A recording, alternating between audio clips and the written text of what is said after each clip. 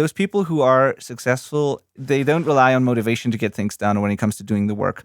When I wake up, I often don't feel like doing the things that I said I would be doing, but I still do them because I know that's the plan. I've made these plans in a moment where I felt motivated to do that and where I knew it's a good idea and where I had clarity about my goals. And so if I have a bad day and don't feel like it, I still trust Benny from that moment where I had clarity that he made a good decision for me and made a good plan. And then I just follow the plan even though I don't feel like it today.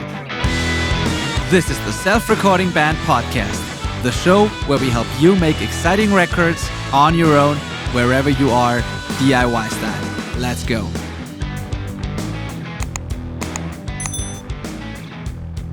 Hello and welcome to the Self-Recording Band Podcast. I am your host, Benedict Hein. I'm a mixing engineer working out of Outback Recordings. This is my mixing studio. We are mixing 200 plus songs a year, 250 this year, I think. So we are working on a lot of different songs from lots of different artists all around the world.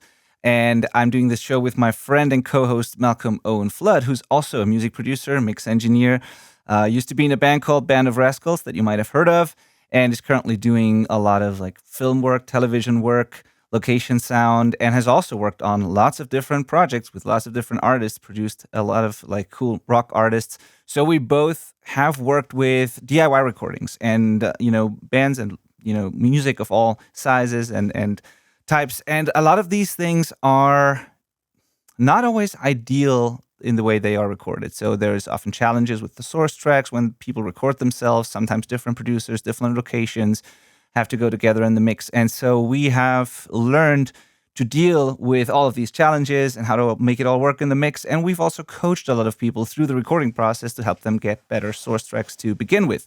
This is why we started this podcast, to help you get better recordings in your jam space, in your home studio, and to help you avoid the most common mistakes. So if that sounds interesting to you, you've come to the right place.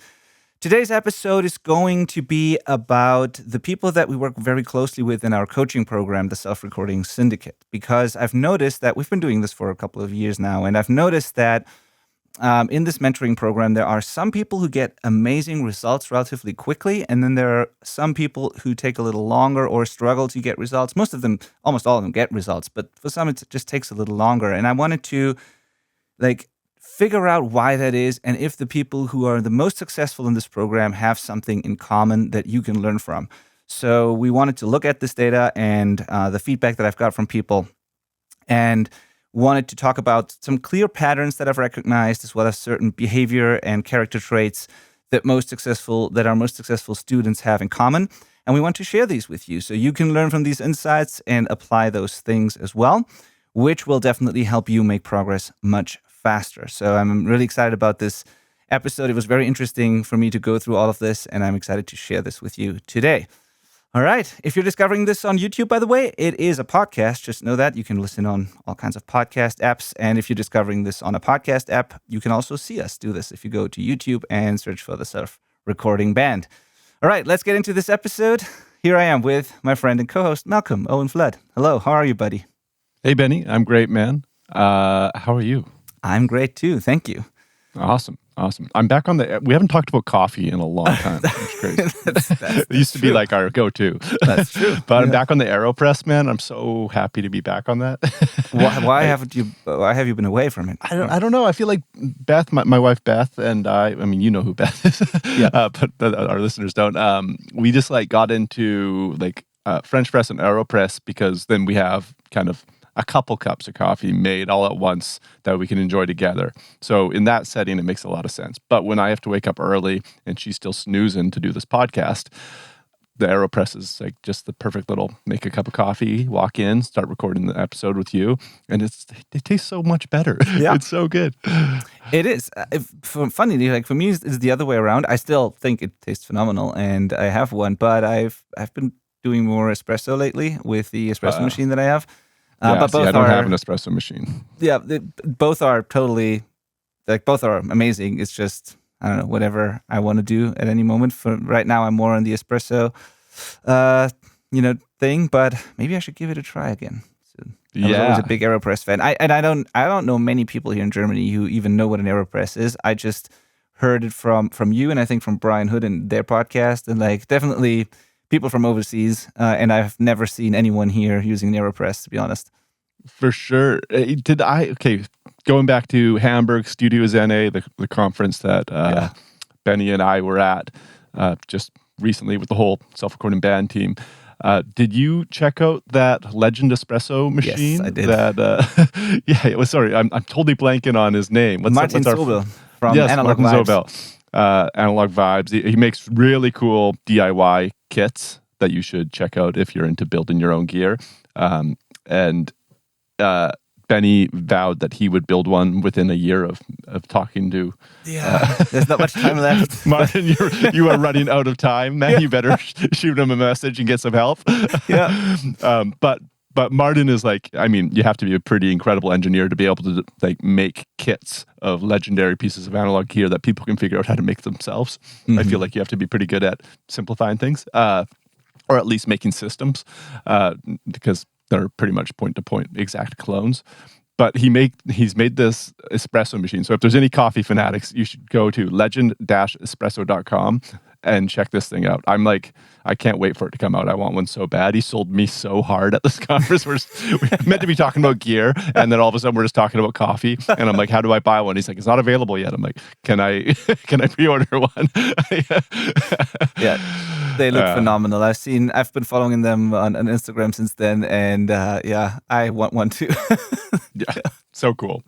Okay, but that's not what we're talking about today. It's so off No, topic. but I think coffee is at least a topic that is relevant for I assume like a big part of our audience, other than running and some of the other things we've been talking about. I think coffee is a pretty common thing we all love, most of us at least.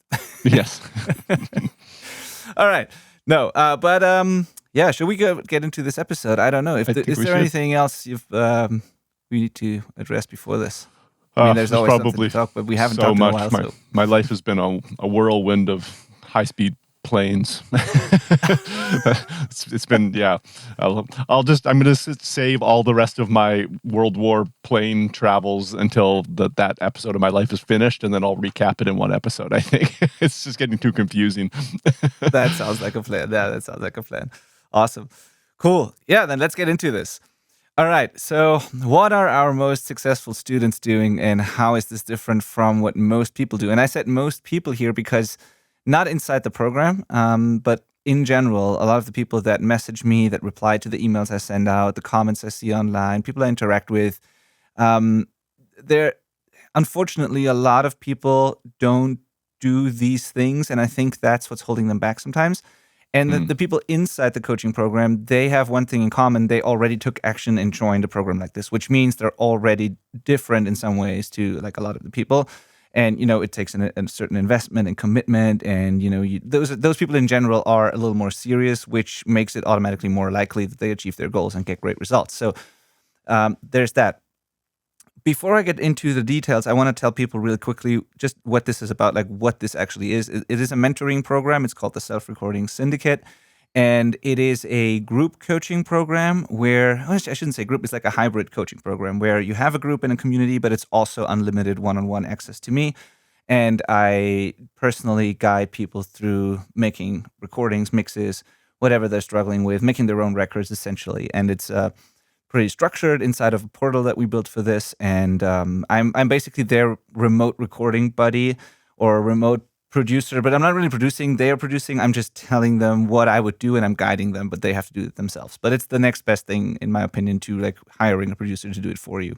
So that's what it is. And so first of all, like I said, everyone in this program, they have in common that they decided to join something like that, to hire a mentor, to really take their education seriously, to learn the ins and outs of recording themselves, and to also, they also agree to be open for feedback, and that's also something that everybody can do, and all that. So that's cool.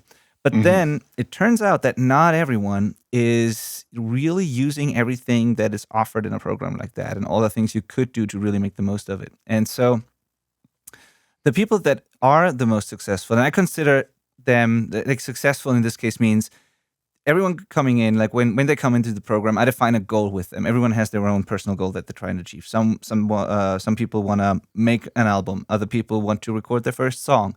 Other people, some people just do it because it's a childhood dream and their hobby, and other people trying to make a career out of it. So there's different goals, and I define them with those people. And then after a while, or multiple times, I check in and see if we're making progress towards that goal or if we've already achieved it, if the goals have changed. And the people that I consider here as the most successful ones, in air quotes, are the ones that are making fast progress towards their goals or achieve them in a very short time, and who have where I can see a big transformation from where they joined to compared to where they are a couple of months in, a couple of weeks in, a year in, and so on and so forth. So one thing that all of them, no exception, that they do is it's a trust thing. So they pick one source of information, which is me in this case, and of course they consume other stuff too, but they said they trust me and let me guide them through this process. So they pick a source of information that they trust, and then they follow the plan that we create together. This is important because there are some people who will build the plan with me, but then don't follow it for whatever reason. And I believe it's a trust thing. I believe that's on me, that I have to do maybe better in certain areas to just really make sure that they really believe that what I'm saying makes sense and that it will get them results. Because for some reason, there is a small percentage of people who will agree to do something, but then they go on and do something completely different. And even if I tell them a couple of times, they will just not follow the plan. They see the plan, they approve it, they agree, and then they go on and do 5 different things and not the one thing that they agreed to do. And unfortunately, with no exception, they all take longer to achieve their goals or don't achieve them at all, or it takes them a while and then they get back on track eventually. But unfortunately, there was not one situation where they didn't follow the plan and then that proved to be the better option. So right. Yeah, this is such a tipping point. I think we could even actually start a little further back. There's like these types of people that want to record and learn how to make a record, and they like the idea of being able to produce their own tracks to a high level, but they don't do anything. They don't even buy the gear to do so, and they never ever even get close to achieving their goal. Then there are people that start watching YouTube videos or maybe listening to a podcast about it. Hint, you're one of those people. If you're listening to this, you all have something in common. You have taken a step towards achieving that goal. You have shown an interest. You are, we could say that you are actively doing something for that, but let's be honest, watching a YouTube video or listening to this podcast is a very passive thing to do. You are the action is clicking play, and then that's it, right? And maybe your car auto plays as soon as you get into it. You are just kind of passively receiving information. It doesn't require any active work on your end. It doesn't force you to actually put what you're listening to into practice. That's all on you. And then the next point, joining something like Benny's platform, where you are getting told by somebody to do something and somebody's kind of making sure that you do it. There's some accountability. And in theory, you're actually making that step and then submitting that work.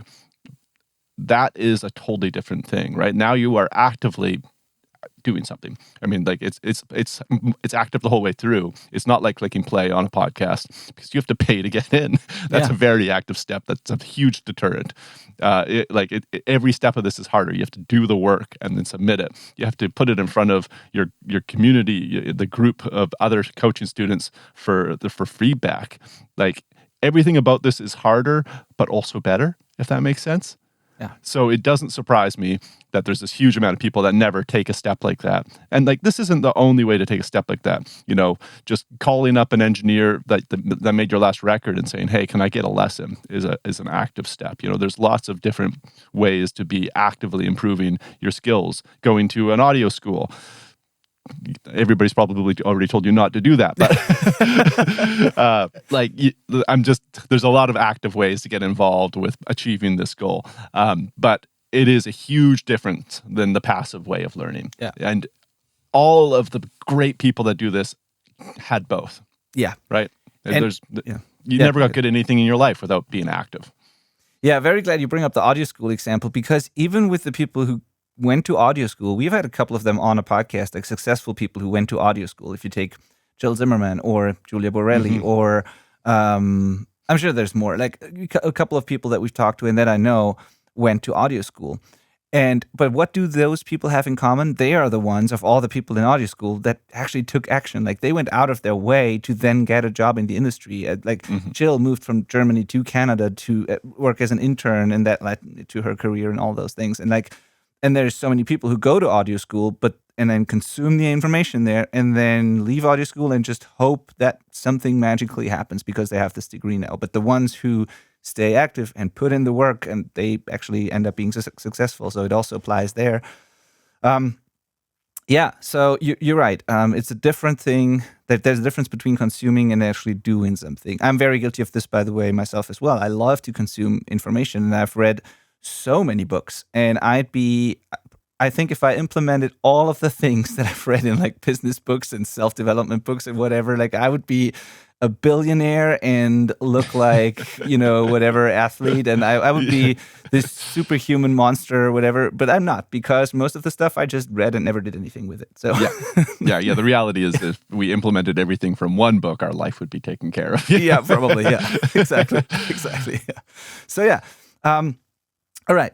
The second thing is that, and maybe I should give a couple of, not of course, I don't tell you about the names of the people, but maybe a few examples just so you know what I'm talking about. When I mean somebody doesn't follow the plan, this could be when we create a plan together where I say, okay, common scenario would be someone comes into the coaching and the problem they have is, or one of the main problems that they have no structure at all, and their computers are a mess, their sessions are a mess, they constantly start songs but never finish them, it's just very unorganized, which is very common with creative people and artists. And so we try to get some structure into this. They tell me they want to know what the difference is actually between editing and mixing, and why they tend to go back and forth between all these things, never really focusing on anything.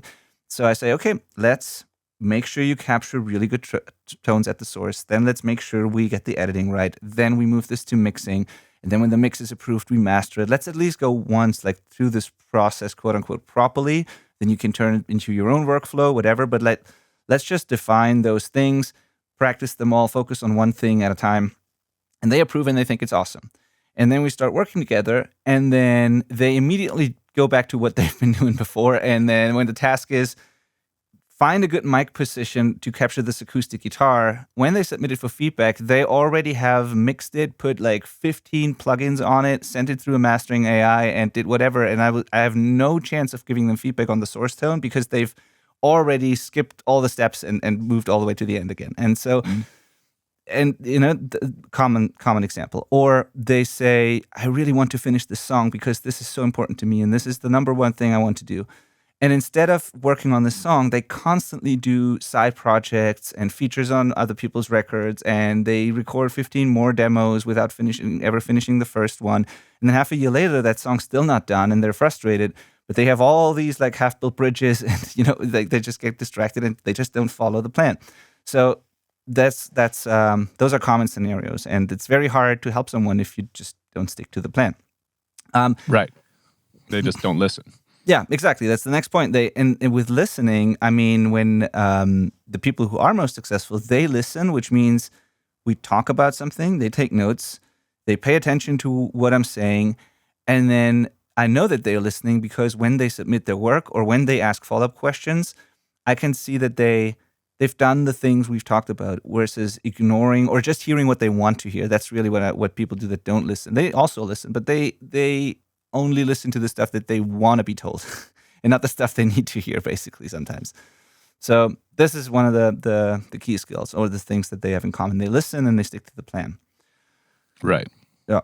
The next thing is they don't give up when things are hard, when things are getting hard. And even if you're really, really talented, the reality is producing music, mixing music, recording is not easy. It's a skill. It's a profession. It's something that people practice for years and decades, and everyone's still learning even after decades. It's not something that you just learn overnight. And there are just some people who have unrealistic expectations, I think. And as soon as things get hard, they just quit and give up and get frustrated. And then there are people who have like unbelievable grit and have no problem submitting the 19th revision of something, and they won't stop until it's perfect, right? And so there's a big difference, a big gap between those people. I have one student in there, and I think I can say the name because like he's just awesome. Fergal from Ireland again. We talked about a bunch of Irish Irish students lately on this podcast. They're great at music. Yeah. Fergal is amazing because I criticized him pretty hard a couple of times for, like pretty like small details that I've heard with the editing, some artifacts I heard, and like stuff that some people might say doesn't matter, but I hear it bothers me. I don't think it should be in a professional record, so I point it out.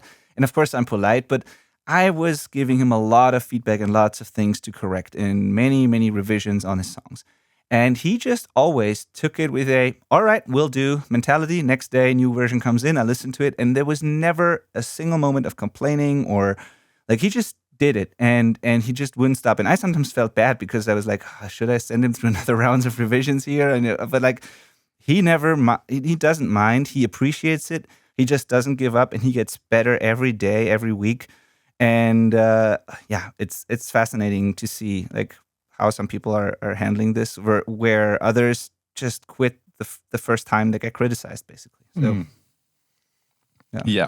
I mean, like the giving up when it's hard thing is a fascinating thought because it looks different for everybody. Like for some, just showing up to like the group meetings, just to like watch you talk, which is essentially like a live podcast, but you have to be there at a certain time. That could be something that's where they fail. They don't even show up for that. Like that's like very bare minimum. You can't just listen to the podcast whenever. You have to be there at the right time, and they don't get that. That's like you're losing that potential to like be a part of the conversation, which is what makes it so valuable, of course, right? And then for other people, it might be what's hard is sharing the work or just doing the work. It looks different for everyone, but ultimately you have to get past that. Absolutely, yeah. The showing up to the calls part is also something I had on my outline here, which there are recordings of all these calls. And at this point, it's not, I started out with it being almost like you said, like a live podcast where I was talking about certain topics a lot or answering their questions. Even that is super valuable. It's just to get your questions answered in real time. But lately we've been doing, I've mixed a song live on these calls where I downloaded multitracks that I've never heard before. I built a mixing template from scratch on the first call. Then I've imported these multitracks that I've never heard and prepped the mix in the next call. And then I mixed the entire song in 40 minutes on the next call. And I did that all live, and it was kind of a speed mixing challenge. And then we'd sometimes open up sessions from students and dive into those. So we do a lot of like live actionable stuff and not just talking about things. And I can tell from the results of the people that those people who are on these calls, they get better a lot faster because they see me do all the things. They know why I put a certain thing on a bus. They know how I route things or what a send and return is because they see me do that. And then the other people, they either have to watch the replays or watch our course material or, all these things. But I can tell that they oftentimes also don't because they keep asking the things that I'm covering anyways every single week on these calls. So if you just showed up to these calls and asked questions, you would know these things and you wouldn't have to wait for my answers and ask these things all the time. So at least watch the replays, but ideally you show up to those calls and get better every week. I mean, you can be a fly on the wall basically in a pro studio. That's pretty incredible to me. And so, Yeah, a fly on the wall that can ask questions. That's going to ask questions in real time. Exactly. Yeah. A talking fly. Yeah, exactly. Yeah.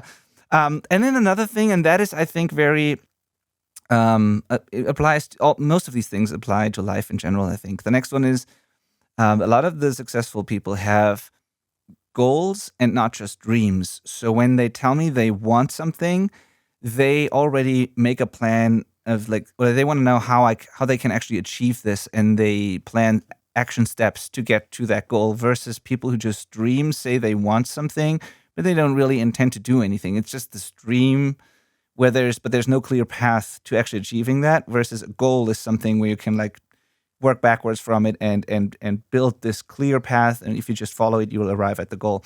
So there's a big difference that I see there. And I don't know how we could like help people understand this or what we can do here, but I think you get what I mean. There's this big difference between people who tell you what they want to do, but you never see them do anything. It goes back to the first thing that we covered here, actually. And then there are people who turn a dream into a goal and then reverse engineer what they have to do to get there and then just follow the steps. Right. Yeah. It's like getting that logical part of the brain turned on here. Yeah, totally. Then the other thing is, in that, Malcolm, I'm curious, this is also something that I think applies, and we talked about this a lot on the podcast already. This also applies to artists when we work with artists and mixing for them or producing them. I think really good artists who are happy about their work that they put out, about their art, and who also have a chance of being successful, they have a strong vision typically. They know what they like and what they want, and they are able to make artistic decisions. And it's just so much easier to help someone like that or to work with someone when they actually know what they like and what they want versus someone who just says, I want to make a song, but they have no idea what that actually means to them. And Right. all that. So I think having this vision as an artist is something that's hard to teach or learn, I think, but super important to me. Yeah, I would totally agree with this. The best I've ever worked with always knew, yeah, exactly what they wanted, and I think a lot of that comes from being a really big music fan, Yeah. Being pretty obsessed with music, and because there's a lot of inspiration from other artists, other songs, other productions. They're constantly ingesting things and getting ideas, being like, oh, I love how they use these creepy sounding synths in the background on this album. I think that could really work here. They can kind of pull from that repertoire, but they're also so creative that when they have an idea that is purely original, which is, and there's nothing wrong with borrowing inspiration from other songs. Don't get me wrong there. But because they're so good at that, when they have an idea that is purely original, they can actually describe it. I think you can't do that until you become pretty good at dissecting other albums, actually. So it's kind of necessary to steal to become original, I think. Yeah, I totally agree. We all draw from what's been done before, and then our own experiences, stories, lives, whatever. We just put that on top of that, and then something new happens. Yeah, so be a music fan, have a vision. Totally agree. It's almost, I think it would be, even if you try to create something that has nothing to do with stuff you've already heard and you try to not steal or whatever, I don't even think that would be exciting or relevant because it wouldn't be relatable. We want to hear things that remind us of something. I don't think people would feel a lot of emotions if you created something that nobody has ever heard before. You know what I mean? If there's no reference at all or nothing we can, nothing that it reminds us of or whatever, I don't think it would create strong emotional reactions. In a way, Yeah, I mean it's impossible to do. So yeah. But you could just make random noise or whatever. But yeah, I mean you're right. Even just hearing dramatically different cultures' music, is interesting, but it usually doesn't have an emotional response when I think about it. Not right away, at least. Yeah. If I get sent some tabla music that really doesn't connect with me, I'm interested because I'm like, what is this? Yeah. But it doesn't have the same, I'm not going to be like, oh, that really hit. You have to then learn it and start understanding it to be able to get to that point. Yes, I completely agree. It's a good thought, Benny. Yeah. Yeah. Then back, the next point here was clear and realistic expectations. We kind of covered that. I think that's required in general. When you get into something like a mentoring program like this, then it's good. It's necessary to talk about goals, but also expectations. Everyone starts with a different skill set, different talent level, different things they've done, different experience, and all that. And so it's good to have, or very important to have, realistic expectations. And I most of the people I work with have this, but I just see among all the people that are really making a lot of progress and are super successful with this program, they came in with the right expectations, or sometimes they even underestimate a little bit what they can do, and then but yeah, that's just something that they all have in common. There was none of these people said they wanted to be whatever, a rock star with millions of streams within 3 months or something, nothing ridiculous like that. Or they didn't expect to make top pro level mixes immediately within a couple of weeks. They knew it's going to take a while. You had to put in the work. They were prepared for that. And that's also why they just don't give up really quickly. So that's important too. Yeah. The focus and distraction part, this is something that is important as well, I think. So they can all focus very well and don't get distracted easily. And this is not true for everyone, unfortunately, but the ones who make progress fast, it is true for all of them. They have the ability to stick with one thing, practice it until they're really good, and they don't get distracted easily. Whereas, like I said, there are people who have a hard time finishing a song because they constantly jump on whatever is exciting, then whatever a new AI song creation tool comes out, and then they have to try this, and then they constantly keep buying plugins because they see the commercials and they think that's going to make things better, and then they see a YouTube video and someone gives them advice that is different from what we agreed to do in the program, and then they try that instead, and then they always do whatever is right in front of them and don't focus on the thing that we already agreed it would be a good idea to do. So focus and not getting distracted. That sounds like critical. me. I think it sounds like a lot of us because we're like creatives are just typically that way. We're very easily distracted, but we're also easily obsessive, if that makes sense. Yeah. So a lot of the struggle of being a successful creative is like being able to focus that obsessiveness and pin it on the thing we need to be doing. It's really hard. It's a total struggle. It is, and but it is the only way to get really good at something. You can't expect to get really good if you dabble in 1,000 things versus like going deep on very few things or even just one thing. It's every single person who's ever achieved anything, if it's athletes or artists or business people or whoever, they all did one thing or very few things for a very long time at a very high level. This is how you got good at your instrument. It's that, whatever that was, where you just couldn't put it down for that period of your life. This is where we need to get that like grit for learning to become a great recording engineer. Yeah, exactly. Yeah. All right. Then one thing I've mentioned in another episode here as well is, and I personally love that, and it sounds so boring and cold and like, but I believe that so much. And this is those people who are successful, and this is also about anything in life, I think, they don't rely on motivation or their feelings. They just do certain things because they said they're going to do those things. Like they don't rely on motivation to get things done when it comes to doing the work.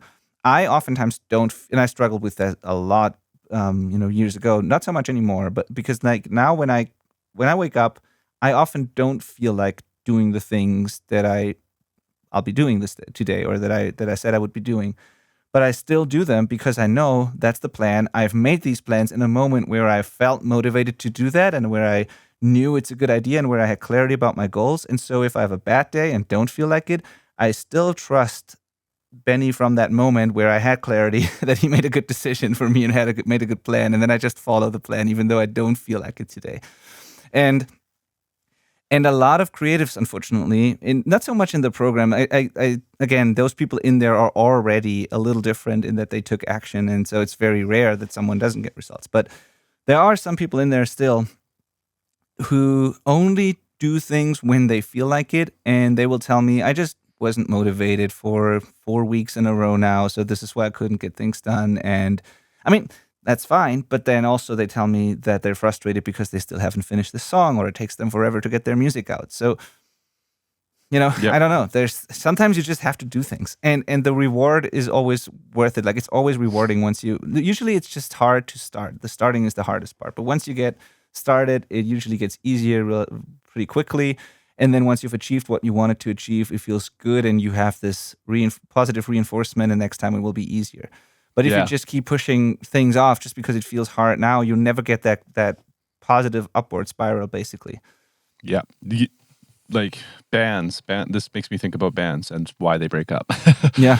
Every band when you first start, like seems like songs just come out of like a tap that you can just turn on and it just new ideas, new song, and it's so fun.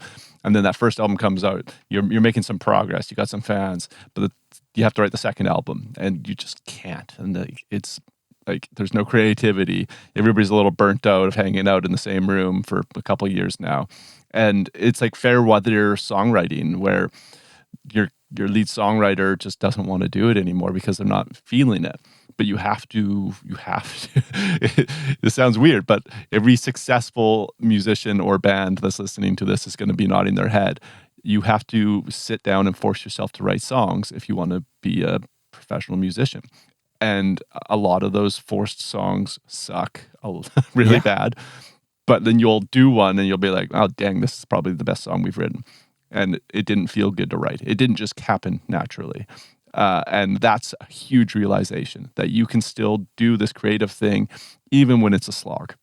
Yeah, totally. In fact, most super successful songwriters that write all of the hits, that you all know, they do this as a job. They don't just do it when they feel like it. They constantly write. It's not that they, only do it when it's like, when they feel like it. It's a job like every other job. And they probably write a lot more songs that nobody ever hears, compared to the ones that are successful, but they just constantly write. And every once in a while, something really great comes out. So, yeah. Totally. Yeah, I would say like on Band of Rascals' first album, all of those songs were more or less written in a day, an afternoon. It just kind of came out. Somebody would bring one to the table, and bam, song assembled. On the second album, significantly more successful. Like every song took a minimum of a month to piece together, at least. Yeah. See, totally.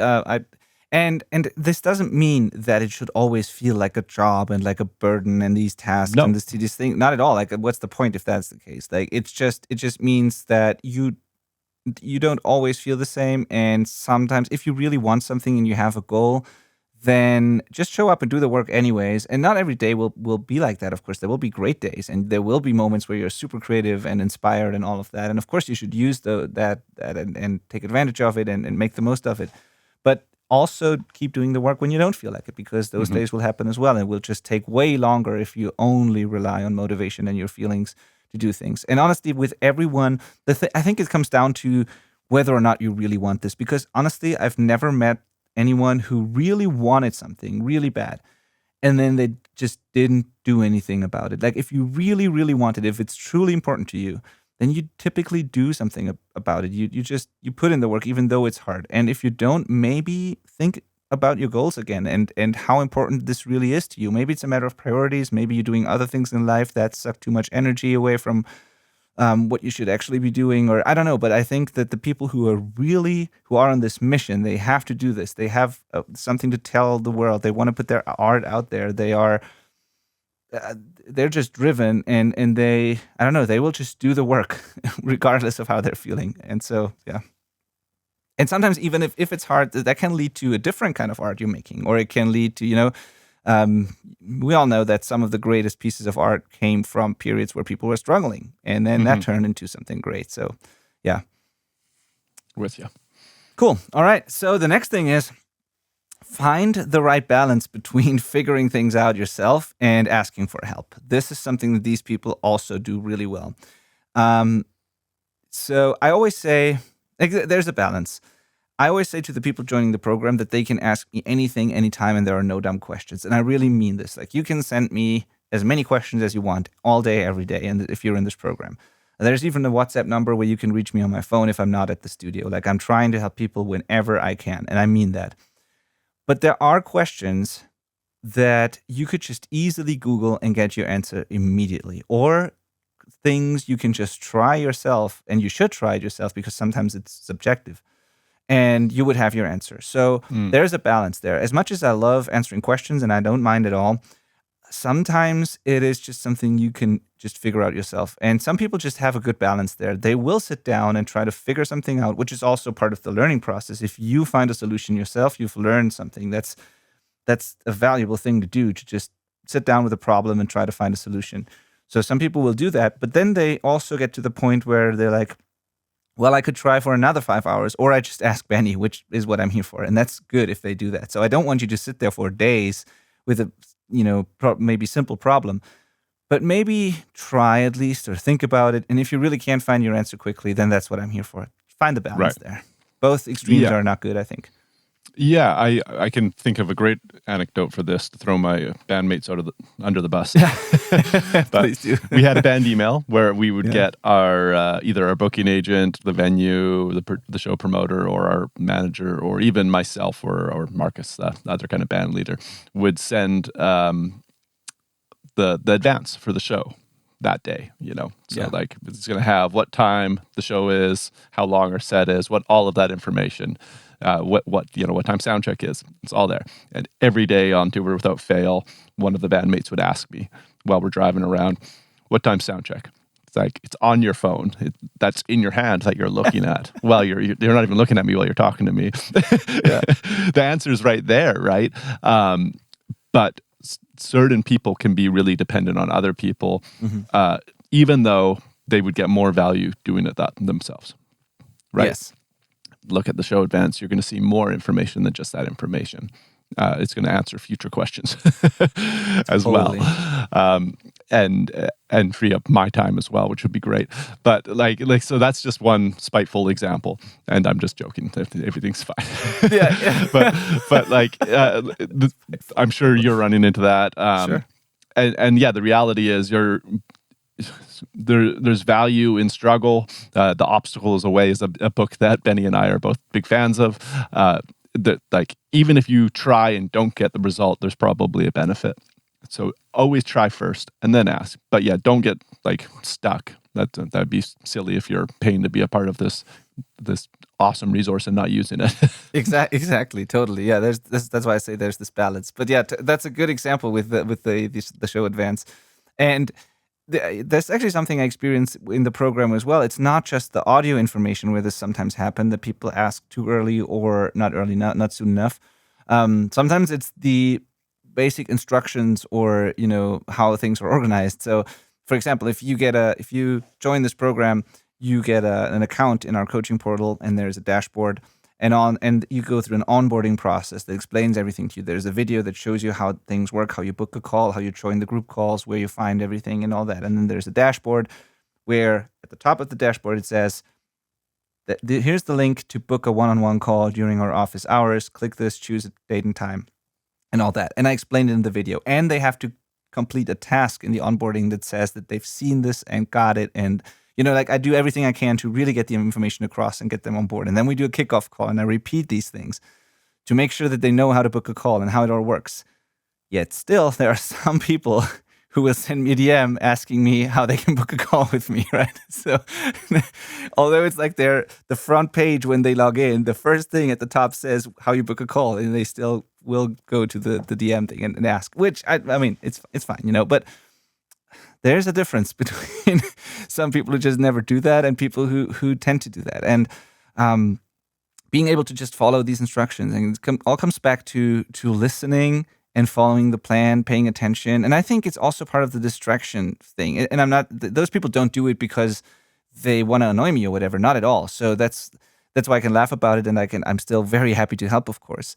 But I think it's part of being focused, being able to listen, not easily get distracted, being able to follow the plan. It's a certain calmness also. It's like you just, you listen, you do things slowly but thoroughly, one thing at a time. And then there's some people who are just always distracted and more or less chaotic. And, they are sometimes great artists, and it's just different types of people. But it's harder for them oftentimes. And they're just wasting time. And yeah. Yeah. I mean... It's just the reality of how it is. And it's fascinating to see these different personality types as well, because there might be certain things where the more chaotic people have advantages or are maybe more creative in some situations or whatever. So I'm not saying this is necessarily good or bad. I'm just seeing from what I've observed that the people who make progress the fastest are usually the ones who are a little more organized. That's just the reality. If I look at this. Yeah, I totally agree. I feel like I've seen that in any client-facing situations I've worked in, that's all of the individual band members for a band I would have produced. There's some of them would be in that type A personality where they're just taking charge, finding solutions, and then others not so much. Yeah. And then even if it's not to me taking up like my resources when I would rather be focusing on making the record, they might be doing, some of those band members might be taking up another band member's resources. Like the lack of independence can kind of drag down a lot of situations. Yes. Yeah, totally. Totally. And it's very important to say, actually, that I don't mind that at all. Like, I'm not feeling they're wasting my time, or that it's like, not at all. Like, I love to work with these people just as much as I love to work with other people. It's just that they could get to their goals faster with a bit more organized, but when they were a little more organized, and they wouldn't have to wait for my response to a question that they could have solved themselves. It's just they getting in their own way. And I don't mind going the extra mile helping them, but I would absolutely love for everyone to just get there faster if I could. So that's all. It's not that I am personally bothered by this, not at all.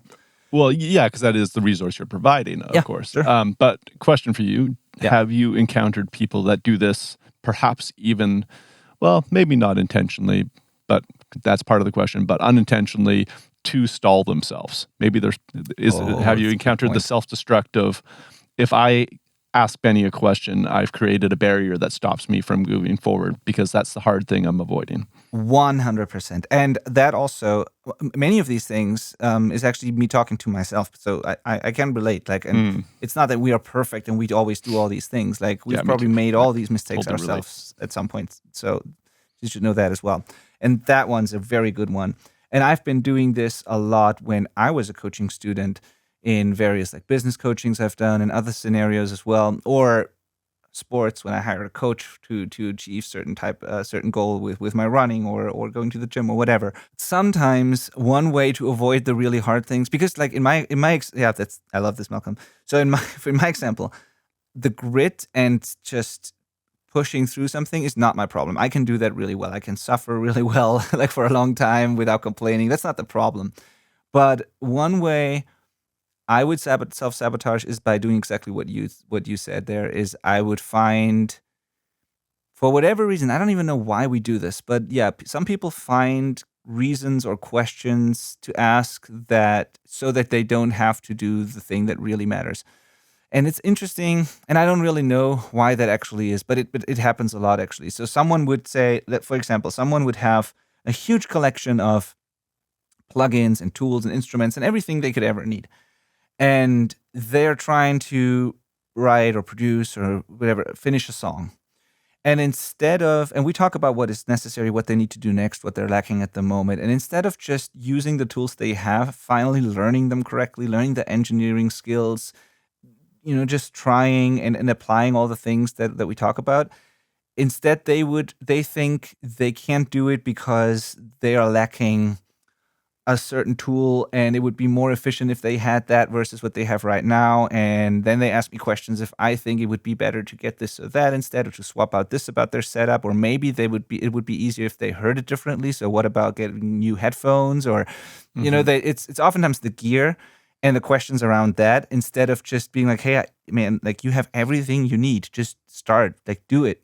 You don't need anything else. So this is very common. And sometimes it's also interesting, and that's something I've done as well. Sometimes they would tell me, I've already tried that. And then I say, what have you done? Well, I have done this or that. And they haven't really tried. They have tried one or two options maybe, but they haven't spent like an hour or two really experimenting, listening carefully. They've just, there's a difference between really trying and just dabbling with something. And I've done that too with business coaching, for example, when my coach would tell me, hey, have you split tested this ad, to figure out X, Y, Z? And I was like, yeah, I tested that. And he was like, how often or how many creatives did you test? And when I would say 3 or so, then he would just laugh and be like, you got to do, 50 or so, and then test that for 3 weeks. And then you come back and tell me the results, right? And I would, and sometimes, so sometimes people try to convince me or themselves that they've already tried it and it hasn't worked, and then they're looking for a new solution instead of just trying harder. Right. Yeah. I my anecdote to this one that I can relate to is it's kind of off topic, but what the heck?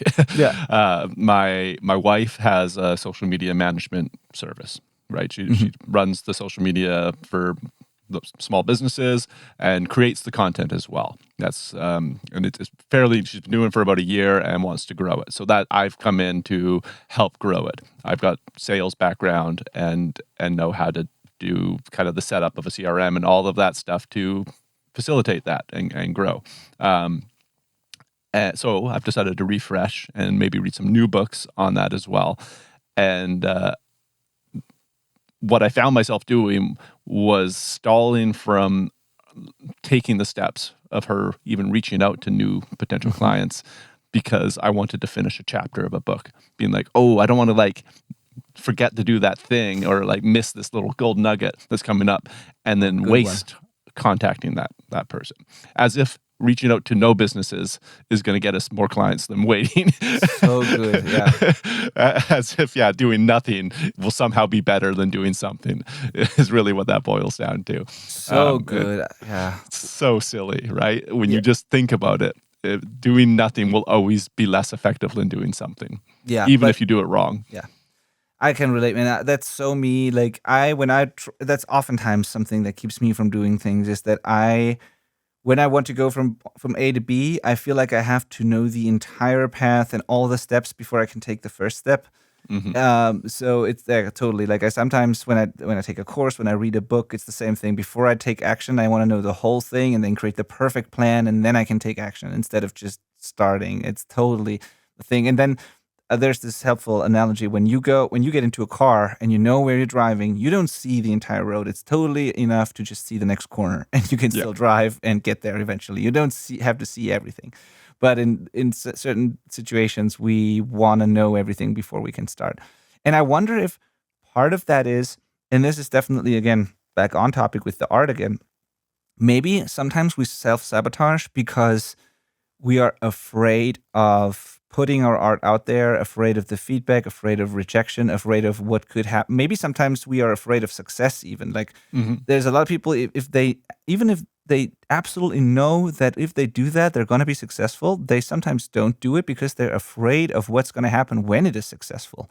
Yeah. Like what happens when I put out this song and it's awesome, and then subconsciously they might be thinking, do I have to tour then? And do I even want that? Do I have to do all these other things if it blows up? And sometimes it's just safer to stay where we are than to do something new. Even if that new would be success and would be exciting, we often decide to do whatever we're already used to just because that's our comfort zone. It's so weird that we 100%. Avoid success sometimes.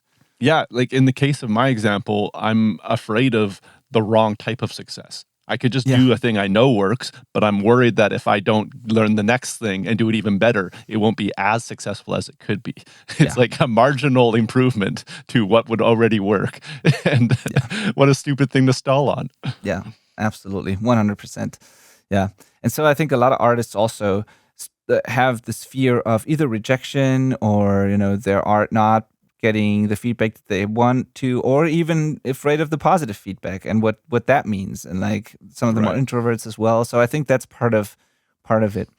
There's who Dan Martell is? I think I told you about him. He's from Canada, actually. He's an entrepreneur, book author. Yeah. I think I know the name, and you recommended his book, and I need to. That'll be my next thing to stop me from doing what I should be doing. What is the name of that book? No, he's awesome. I love the way he talks about his stuff. Like his way of explaining things, and he talks about working with coaching clients. He works with SaaS, like software founders in the business space, and he says that this is actually what we talked about is very common there as well. But I guess it's common in general with humans. And he always calls it throwing hand grenades. And when he would get a message from one of his coaching students where they had a plan, and then instead of doing that plan, they do something completely crazy that is not what was on the plan, then he would just message them like hand grenade ? And that's always when they are doing something that doesn't seem that just doesn't make any sense, but it's just as if they were trying to self-sabotage intentionally almost. Yeah. See that with bands all the time, actually. While making the record, they've got this whole release strategy, and then fast forward to 2 weeks after the mix is done, and it's just released on YouTube without a music video. It's like just like a blank title. Yeah, you're like, you just couldn't handle it, and you just like dropped it. Okay, got it. Yeah, exactly. Maybe the algorithm will find it. That's your plan. Got it. Exactly. Yeah. Yeah, and I mean, and with all of that, I want to say that it's still a difference between the people who do it like that and don't do it correctly, but then they're also fine with that and they know why it happened like that. It's still I still would want them to be successful, of course, and not self-sabotage, but at least some of them are self-aware. But the worst combination is if you do that, you just do what you just said. You put out the song shortly after you have the mix with like no effort at all and all that, and you just put it on YouTube without doing anything. And then you complain that it's impossible these days to be successful as an artist, and like everything was better, years ago and whatnot. Like there are these people too that where they don't do anything and then they're complaining about everything in the industry. So at least if you don't put in the effort, at least have the self-awareness and be honest with yourself and realize that it's because you didn't put in the effort. So Yeah. Oh. Yeah. Okay. Exactly that. Yeah. Okay. All right. So another thing is they actually consume the information and resources we give them. We already mentioned that, but it's sometimes fascinating that we have like this collection of playbooks, this huge library of instructions and tutorials that we give our coaching students. And again, most of the people in there do everything exactly as they should, and almost everybody is really successful. Like everybody gets results. There's not a single person in there who didn't do anything, but some of them, with a very few exceptions, like very early on, we had a couple of people who stopped pretty much immediately, and I still don't know why exactly. But just to be honest here, but most people, like 90%, got amazing results, and all the people I'm currently working with are really, really cool. However, some of them just clearly, when I give them feedback and I give them a certain tutorial, a certain playbook, a certain video, and I say, hey, I've heard this issue in your mix. Watch this video or watch like these 2 minutes of this video, apply what's in there, do that in your song, and then submit the result. They will do that. And then there are some people where I do the same thing, and then they will submit a mix a week later, and they clearly haven't done the thing. And then we go back and forth, and at some point we end up on a call, and I look into their session. And then when I ask, hey, why didn't you do that? And then they don't even know what I'm talking about because they just didn't ever watch the video because they thought they know better and they don't need that. And then, we run in that situation that I exactly predicted it, or like clear, simple concepts that I do over and over again in all my videos, where if you watched any of my mix walkthroughs, if you've been to any call where I mixed the song live, if you've watched any of the tutorials, the playbooks, you will probably see that I have certain effects on like send and returns where I send from a track to a reverb or a delay or whatever. And then there are, every once in a while it happens that someone, even after weeks and months in this program, has not heard of this concept. And they wonder if there is a different way to put a reverb on a vocal, like other than just putting it on the insert. And then I'm like, have you seen any of the things that I have in there? Right? Like, so it's very rare, but still, it sometimes happens. And so if you have access to something like that and you have a coach that you trust, and that coach tells you, hey, watch one of these videos and do what's in there, maybe give it a shot and try it, right? There's a reason for why we do this. It's not because I'm lazy, but it's because there is not enough time to go through everything there is in mixing in real time with everyone. That's just not possible. Like you have to put some stuff, you have to record some things in a certain way, teach it to people, and you have to go through this. Otherwise it's not possible. There's some type of education and knowledge transfer has to happen. So, yeah. Yeah. I mean, it seems obvious, but yeah. But I think it is worth mentioning because we're ripping on bad examples pretty hard. Yeah. But totally. like your students aren't really the example of this. No. Like the people going back to the active and passive types. The people that have gotten this far are the active, like learners, right? They're the people that have actively decided to take steps and sacrifice, and that tends to yield people that don't have most of these problems, which is really great. But not exclusively. Of course, there's always going to be people that just hope by spending money that things will magically change now. And in my point of view, spending money does help with that because it forces me to want to get my money's worth, but not everyone. No. Yeah, but you're totally right. But I'm doing this intentionally, and I know it can sound harsh. But first of all, I want to be honest, and I don't want to paint a picture of like everyone in this program, like they join and their whole life changes overnight, and everything's like always perfect. No, it's not. Most people get amazing results, like almost all of them do. Everyone's happy. But there are, of course, people in there who do it better than others. And I want those who make those mistakes, I want you to also hear this if that's you, because Right. I will say the same thing to them when we're on the call. It's not that I'm holding back. Like, that's part of me being a coach as well, is pointing those things out. And I'm not trying to be rude or anything, but I want to help them. And if I don't point it out, that's not helpful. So Yeah. that's just realistic. And but you're right. Most of the people in the program don't have these problems, and they are the ones who already did a major step in the right direction and like made the step in the right direction. And but still, it happens sometimes. And this is also precisely why I want to talk to people before I even sign them up for the program, because I need to make sure that they are the right people who would actually get something out of this program. If I can tell from talking to someone for an hour that they have all the character traits and the typical behavior and the way they talk to me about their music and what they've been doing so far, if I see that they have all these things that could be problematic, they might not be a good fit for the program, and then we're setting us both up for frustration, because it's a collaboration. It's not just that you buy something and then you don't ever hear from me again. We work together on this, and it needs to be a good fit for both people. And I try to minimize those issues in advance or as much as possible, and make sure that only the right people get into this program. But you can't. Like sometimes nobody's perfect, of course, and things still happen. It's just part of it. But it would be totally unrealistic to say that everyone who joins this program completely gets everything and does everything perfectly. And I'm no exception there. If I join a program, I make some of these mistakes, of course, and I'm happy for the coach to point them out, because that's the only way I can grow and get better. So. Yeah. I've been trying to give as much anecdotal stuff as possible through this. And I think it's also a good thing to talk about, because it points out that even if you are the type of person that's really on like doing the work, leveraging every opportunity given to you through a program like this, it's a lot of work. Like, Yeah. Even by achieving the goal requires sacrifice. Yeah, absolutely. Totally.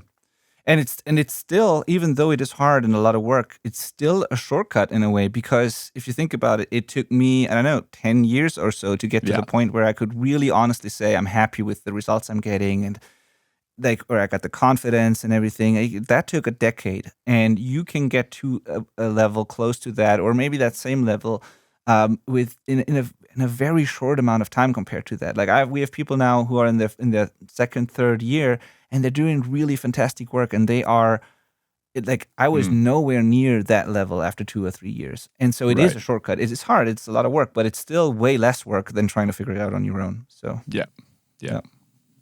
All right.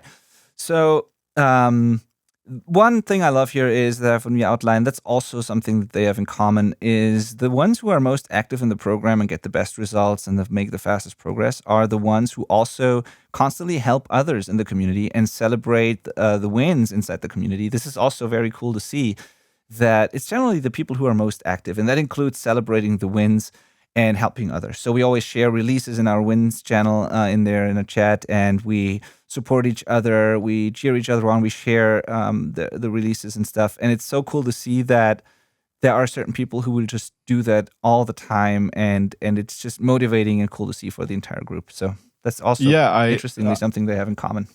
I get a lot of emails through Benny's coaching program. I'm not a part of it, honestly. I do this podcast, and that's pretty much my involvement with this platform, other than our course, our mixing courses.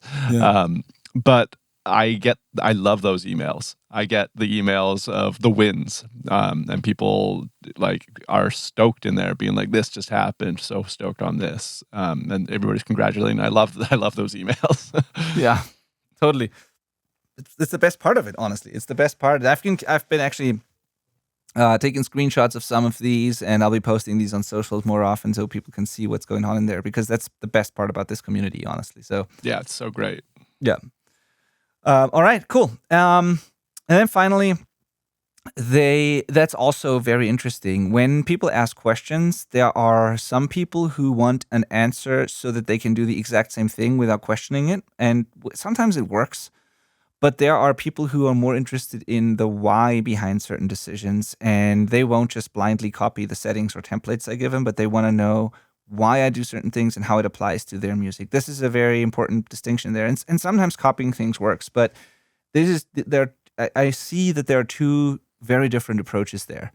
And in general, the people who are more interested in the why behind behind certain decisions and want to know why I do certain things, they then take that information and they are free to do whatever they can with their tools and make it work with their music. And usually that leads to the best results versus trying to copy something. It's like we mentioned that on the presets episode. It just most of the time doesn't work because it's a different song, a different tone, and maybe a different DAW, different tool, whatever.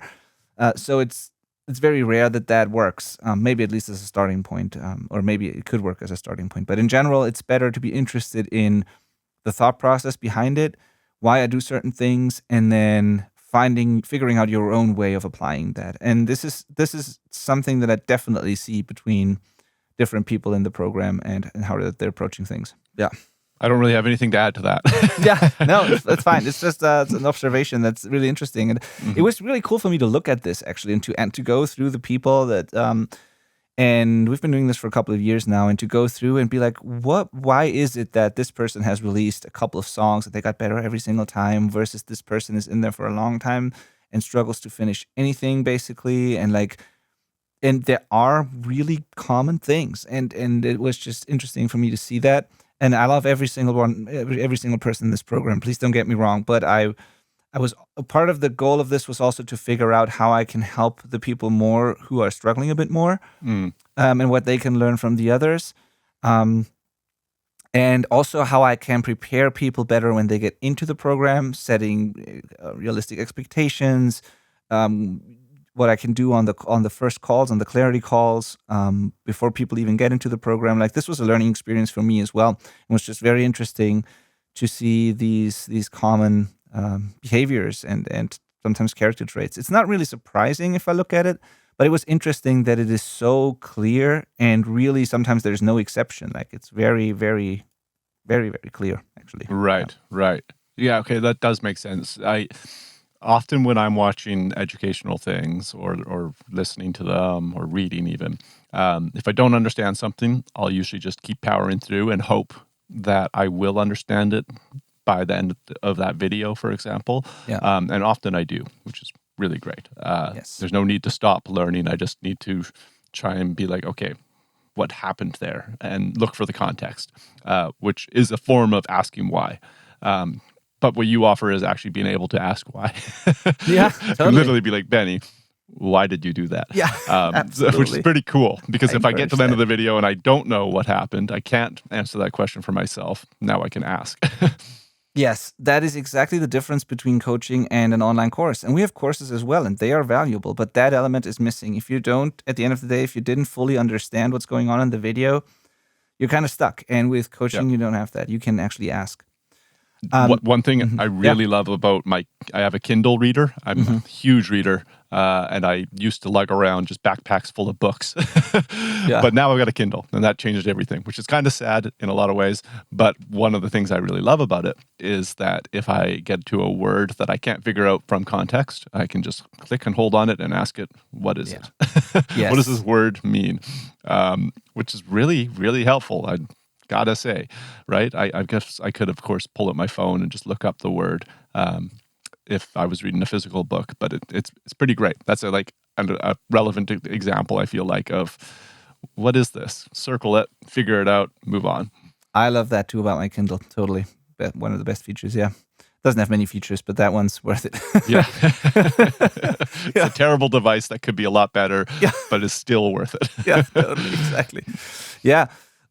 Another thing you said there, Malcolm, is sometimes you said that you don't immediately get it sometimes when you go through a video, but then you keep pushing through it, you keep watching it, and eventually you'll get it. That is very interesting to me, because one of the things, or the mindset that I've been using one of the ways I'm approaching every type of education that I consume or I'm a part of is I always try to make everything that I buy, or even if it's free, I try to make it worth it. I try to get something out of it, and I try, and honestly, I've bought I don't know how many courses, countless courses. I've spent a ridiculous amount of money at this point on education, and I don't regret it at all. I've bought courses, coaching, books.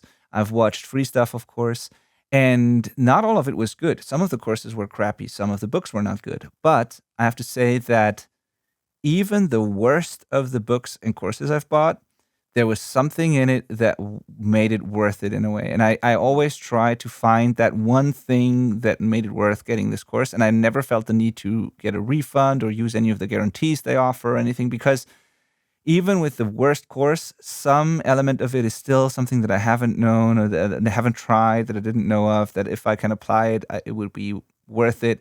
And I always go into that with that kind of mindset that I will make it worth it. I will spend the time to really get it. And I don't know what it is, but it's always been like that, and it's always worked. And so that's why I never regretted doing anything like that, just because I made sure that I use it and get something out of it. Like it's the opposite of what I did in school.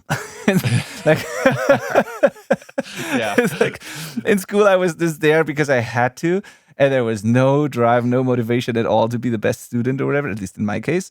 But with all the courses and education, everything I've done as an adult, I was like, I wanted to be the poster child, best student in class. Like I wanted to get everything I could out of this, and it has worked for me. So yeah. Yeah. It's fascinating. I was thinking about school just like yesterday and how awful it was, but like, Yeah. why? Like in theory, it should be just the coolest thing you could Totally. do. Man, think about it. Yeah. Just go and learn about so much stuff. It sounds Yeah. awesome in theory, but I don't know if it was my age. I think I would still hate it because I just don't get to choose what I'm learning, really. You know, it's not goal orientated. You know. Yeah. Doing this doesn't achieve me this, where getting a course is going to directly help me go towards the goal I've set out. Yeah, I think that's a whole conversation, that's a whole different conversation, but I'm a dad myself, and my daughter's in school already. My son's about to go to school, and I'm convinced that it's not the learning or the school or whatever that's the problem. I think we are failing to communicate to the kids, or like to make them understand why that's actually a cool thing. Like that's the whole, like they don't mind the learning, they don't mind being there with their friends, they don't, as long as you have good teachers and all that, that's not the problem. I think they just don't, we fail to make it exciting enough for them because they're kids. They don't have these goals and they don't think about it the way we do as adults. And if we can't make it somehow exciting for them or communicate what's in it for them, it makes no sense for them to do it. Like we all want to know what's in it for us, and I think children just don't get what's in it for them. And even if we tell them you get a good job one day or whatever, like I don't think they fully get it. And I think but that's a different conversation. But I think that's the whole point. I personally, as a kid, I just didn't. Now I know, looking back, but as a kid, it was not clear to me why this is cool. Actually, what, so I don't know. I never get motivated to learn a language until I go to another country. Yeah, Maybe that's a strictly North American point of view, but it's like there's a clear like, oh, this would be really great if I could just speak this language or at least knew the basics. Gosh, but when I'm back on Vancouver Island where everybody speaks just English, it fades. Totally. So yeah. Yeah, and I was always able to obsess over things that I was interested in, even as a kid. And you can see that with all kinds of kids, there are certain things that they definitely are interested in learning, and they can obsess over things. And everyone's different, but it's not the same for all kinds of topics. And maybe that's part of the problem. I don't know. Anyway, but as adults, when we get to choose what we want to learn, and when we know what our goals are, and then we decide aligns with our interests. Yeah. And then when we decide to do something about it and invest in that and take the first step, then why not go all in and really try to get everything out of it that you can? Like that's always been the mindset that I'm in. And I know for a fact that some people are not like that. They will blame everybody else instead of trying to really take advantage of what they just got right in front of them. So yeah. But I hope that this episode that was a little different than what we used to do, or usually do, I hope that this is valuable for you listening, and I hope that you know that we're not trying to be rude here or insult anyone. We mentioned that before, but it is important to be honest. As a coach, that's part of my job. I hope that if you're listening and you are in the syndicate and you feel called out, that you maybe think about this and change some of those things. I've been preaching to myself here as well. I need to think about some of these things too, and 100%, we'll me too. constantly have to. It's definitely something we all need to work on. And at the end of the day, I just hope for everyone to achieve their dreams and their goals and to find a way that is the least frustrating, most creative, most fun way to do this. Sometimes, or almost always, it requires work and it is not always easy, but I hope that at the end of the day, everyone listening to this will achieve their goals, will achieve what they want to achieve with their music, and find a way that is fun and creative and not just tedious, of course. Yeah. There isn't a thing we talked about today that I haven't also been a victim of. I've done all of those things. I still do from time to time, for sure. It's a constant struggle. Yeah. This is calling us out as much as anybody else. Absolutely. All right. Thank you so much for listening. And if you are now, I don't know if anybody wants to join this program now anymore, since we talked about how hard it all is. It's hard. It's hard. It's fucking hard. And also, but if you're interested in, maybe even more interested now in joining this program, I don't know, go to theselfrecordingband.com and hit the apply button, and then you can book a free clarity call, no strings attached. And if I look, first of all, you fill out a questionnaire. I look at this questionnaire, and then when I think you might be a good fit, we talk about it on a free call, no strings attached. And what we've talked about in this episode is the exact reason for that type of process, because I get a lot of applications, and if I allowed everyone in, I would not get the results for my students that I'm getting, because some people are just not a good fit for what I do and vice versa. And I need to work with people where our goals and our ways of working are aligned, and where I know I can actually get you results. So if I offer you this spot in the program, I know that I can help you and actually get you results. And if not, I won't offer it, and you haven't lost anything. You've just got an hour of free coaching if you've done that, and we find different ways for you to move forward. So there's nothing you can lose. There's no risk. Just apply. Let's jump on a call. Let's talk about it. And I hope to see you inside this program. All right. Cool. I guess we'll see you next week. Exactly. Bye. Bye.